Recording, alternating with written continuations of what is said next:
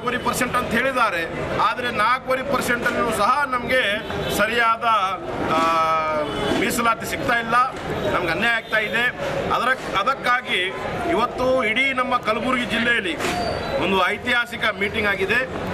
ಬರುವ ದಿನಗಳಲ್ಲಿ ಇವರು ಇದೇ ಥರ ಮುಂದುವರಿಸಿದರೆ ಉಗ್ರವಾದ ಹೋರಾಟ ಹಮ್ಮಿಕೊಂಡು ಇವರಿಗೆ ಚಳಿ ಬಿಡಿಸುವಂಥ ಕೆಲಸ ಇವತ್ತು ನಾವು ಇಡೀ ಬಂಜಾರ ಸಮಾಜ ವತಿಯಿಂದ ಮಾಡ್ತೀವಿ.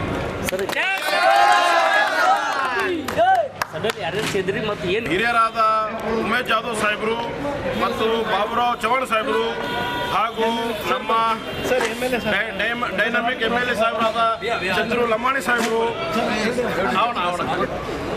ಆತ್ಮೀಯರು ಪ್ರೀತಿಯ ಶಾಸಕರಾದ ಚಂದ್ರು ಲಮಾಣಿ ಸಾಹೇಬರು, ಕೃಷ್ಣ ನಾಯಕ್ ಸಾಹೇಬರು, ಅವಿನಾಶ್ ಜಾಧವ್ ಸಾಹೇಬರು ಹಾಗೂ ಎಲ್ಲ ಹಿರಿಯ ಮುಖಂಡರು ನಮ್ಮ ಈ ಒಂದು ಸಭೆಗೆ ಬಂದು ಒಳ್ಳೆ ಸಭೆಯನ್ನು ನಡೆಸಿದ್ದಾರೆ. ಮುಂದಿನ ನಡೆ ನಮ್ಮ ಹೋರಾಟ ಕಡೆ ನಾವೆಲ್ಲರೂ ಸೇರಿ ಮುಂದಿನ ನಡೆ ಒಂದು ಲೀಗಲಿ ಫೈಟ್ನು ಮಾಡ್ತೀವಿ ಮತ್ತು ಉಗ್ರವಾದ ಹೋರಾಟನೂ ಹಮ್ಮಿಕೊತೀವಿ. ಈ ಕಾಂಗ್ರೆಸ್ ಸರ್ಕಾರಕ್ಕೆ ಚಳಿ ಬಿಡಿಸುವಂಥ ಕೆಲಸ ನಮ್ಮ ಸಮಾಜ ವತಿಯಿಂದ ಮಾಡ್ತೀವಿ.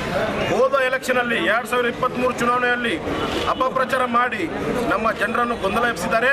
ಇವತ್ತು ನಮ್ಮ ಜನರು ಎಲ್ಲರೂ ನಮ್ಮ ಸಂಕಟ ಅದಾರ, ಎಲ್ಲರೂ ತಿಳಿದು ಬಂದಿದೆ ಇವರು ಭಾಳ ನಾಟಕ ಮಾಡ್ತಾರೆ ಅಂತೇಳಿ.